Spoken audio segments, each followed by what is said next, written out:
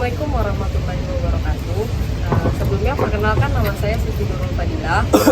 Pada kesempatan kali ini saya tidak sendirian, saya ditemani oleh rekan-rekan saya, yaitu Saya Liza Tania. Saya Gintano Indra. Saya Karisma Bagiri Deni. Pada kesempatan hari ini saya dan rekan-rekan saya akan mewawancarai salah satu pelatih renang yang ada di kolam Taratai, di mana tugas kami ini untuk memenuhi tugas akhir pembelajaran akuatik. Mulai. Baiklah, pada kesempatan kali ini kita sudah ditemani oleh narasumber kita, yaitu Bapak Uji. Izin Pak, sebelumnya kami dari mahasiswa Universitas Negeri Padang yang pendidikan olahraga, izin kami ingin bertanya-tanya tentang terkait klub renang yang Bapak pelatih. Langsung saja, pertanyaan yang pertama, apakah Bapak di sini sebagai pelatih privat atau sebagai pelatih renang klub? Kalau di klub kita sebagai pelatih klub itu pelatih prestasi. Kalau untuk privat kita juga ada jadwal itu Sabtu Minggu. Pak.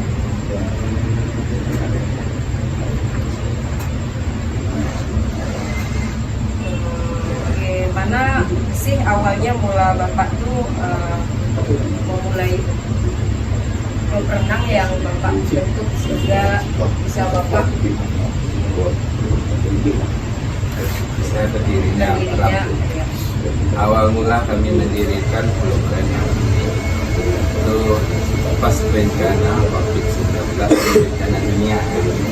Waktu itu kami di Taratai ada klub semuanya di pas bencana dunia ini, bencana COVID ini, vakum untuk pelatihan anak-anak dasar. Di sanalah kami mendirikan karena tuntutan orang tua untuk membina lagi anak-anak renang dasar ini. Nanti sejak masa COVID, Pak. Ya. Pak, selanjutnya itu sebelumnya kami juga ingin menanyakan tentang lisensi pelatih Bapak. Gimana Pak? Kalau untuk lisensi kita sekarang masuk ke lisensi di tingkat provinsi lisensi. Selanjutnya akan dilanjutkan oleh rekan saya, yaitu Abdullah. Terima kasih kepada pertanyaannya.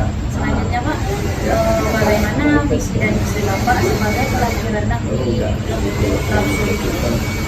Visi dan misi kami di ini terutama itu kami tidak dapat untuk mengembangkan akuatik, lisensi akuatik Sumbar sampai ke nasional dan ke seluruh Padang. Dan selanjutnya Pak, bagaimana Bapak memotivasi atlet untuk terus berprestasi? Kalau untuk memotivasi atlet, kita harus sering berkomunikasi dengan atlet, terus memotivasi dan mengasih arah-arahan, dan kita lihat presiden-presiden masa depan. Dan juga pada atlet Bapak juga anak-anak. Kalau kita untuk membentuk prestasi, kita wajib mendekatkan diri. Kalau tidak ada komunikasi yang bagus antara pelatih, atlet, orang tua, maka ini tidak akan bisa terjadi. Ya. Untuk pertanyaan selanjutnya Pak, prestasi terbaik apa yang sudah dicapai oleh klub ini? Kalau untuk Ram Sumedulu, prestasi yang pertama yaitu kami sudah pernah dapat medali di tingkat antar klub se-Sumatera, yang terakhir kemarin di tingkat klub se-Sumatera Barat. Di mana nih? Oh, yang acara kemarin tuh Pak? Ya. Jadi untuk selanjutnya target prestasinya Pak, target prestasi yang akan dicapai lagi Pak selaku Bapak selaku pelatih. Target kami mungkin tidak muluk-muluk karena kami di sini lebih fokus ke anak-anak SD dulu.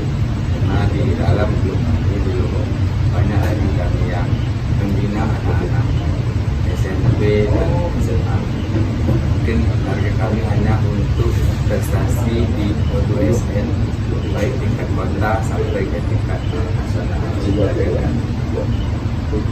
Jadi boleh dikasih tahu apa strategi Bapak untuk mencapai prestasi?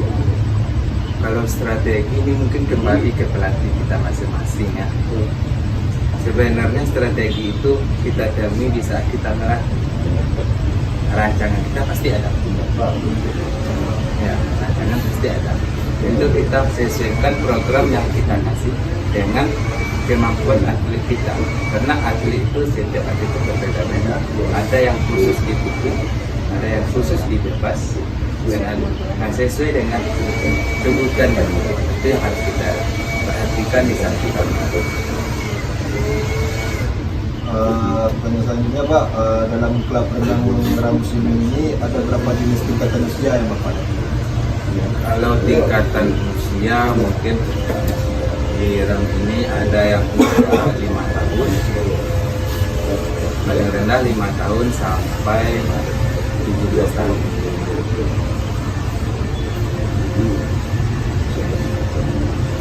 Pertanyaan selanjutnya Pak, kalau boleh tahu berapa kali dalam seminggu latihan renang musim ini Pak?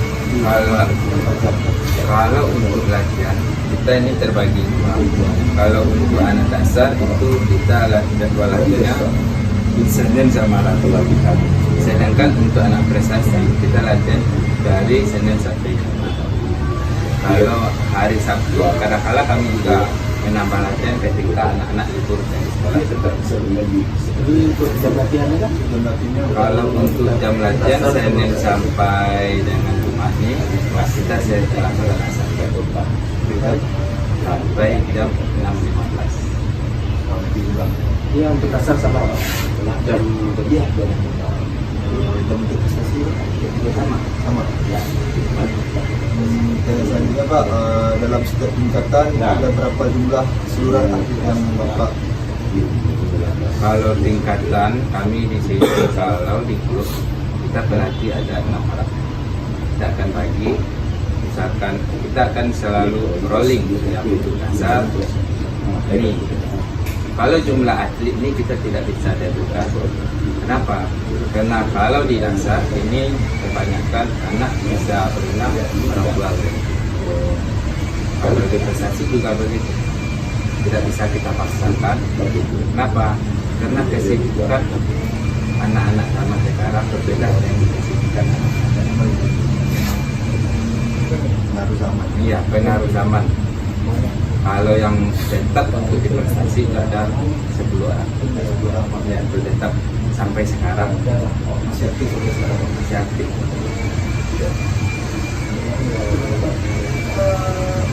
Boleh nggak Pak?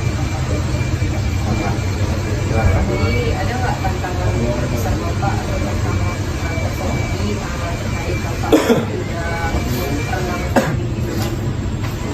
Kalau tantangan kita sekarang dengan berhadapan dengan perkembangan teknologi, karena anak-anak generasi Z ini tidak bisa terlalu keras. Ya, itu yang dimaksud teknologi. Nah, karena kita harus bisa menyesuaikan. Ya, kita harus bisa beradaptasi dengan anak-anak generasi Z ini atau yang dinamakan anak-anak ada satu lagi strawberry, anak-anak strawberry. Apa? Ya, kita harus bisa menyesuaikan. Jadi itu Tantangan yang harus kita lakukan. Kenapa? Karena kalau kita tidak sama-sama sinergi, tidak sama-sama saling berkomunikasi dan bermotivasi antara pihak pelatih, pihak orang tua dan dari anak, prestasi ini tidak akan datang. Ya Pak, anak satu lagi itu ada nggak suka duka Bapak dalam melatih selama Bapak melatih?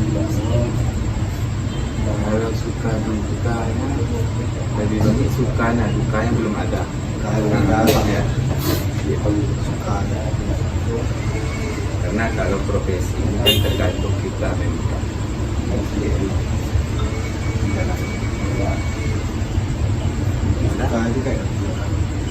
Ya, sukanya itu kita bisa menambah hubungan silaturahmi keluarga bertambah, ilmu kita pun bertambah. Ya. Kenapa? Karena orang-orang yang masuk ke renang ini kebanyakan itu adalah orang-orang yang intelektualnya lebih tinggi. Kebanyakan, ya Pak. Karena orang yang berilmu, kita sering berkomunikasi, otomatis ilmu kita bertambah. Beda saat kita dapat di bangku pendidikan dengan saat kita di lapangan. Di bangku pendidikan kita hanya dapat teori, kalau di lapangan kita hanya dapat praktek. Ya. Pak, kalau boleh tanya, jadi di klub renang Ramsi ini ada khusus buat ABK, Pak? Ada ada pelatihan juga? Kalau di sini, kalau di RAM selama ini kami belum ada menerima anak. Oh, belum ada. Nah, yang daftar pun belum ada. Karena kalau di Kota Padang, yang ABK itu ada yang lulus, itu yang dinamakan divisi. Oh, beda ya? Ya, itu beda. Nah, di sini, kalau kita renang sekarang kan di warna akuatik. Ada lagi? Oke, Pak. Oke, Pak. Baik, terima kasih atas waktunya Pak, sudah meluangkan waktunya kepada kami untuk mewawancarai Bapak. Mohon maaf apabila ada kesalahan kami dan kekurangan kami Pak. Hanya itu yang dapat kami wawancarai. Saya tutup. Assalamualaikum warahmatullahi wabarakatuh. Sukses. Susun kembali Ren. Kalau ada apa?